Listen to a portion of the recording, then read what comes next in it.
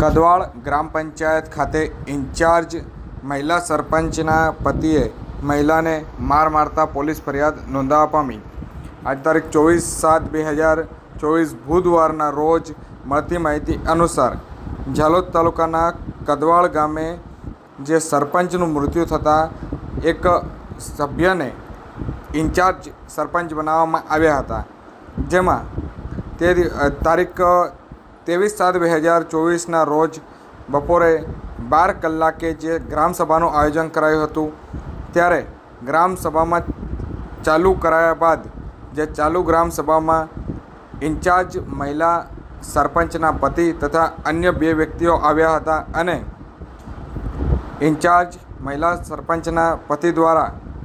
મહિલા સરપંચને તું ખુરશીમાં કેમ બેસેલ છે, તું સરપંચની ખુરશીમાં કેમ બેઠી છે તેમ કહી અને જાનથી મારી નાખવાની ધમકીઓ આપી હતી અને ગરધાપાટુનો માર માર્યો હતો. સમગ્ર બનાવ સંદર્ભે ઝાલોદ પોલીસને જાણ કરાતા ઝાલોદ પોલીસે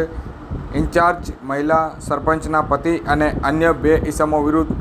23/7/2024ના રોજ સાંજે 6:15 ગુનો નોંધી કાયદેસરની કાર્યવાહી હાથ ધરી છે.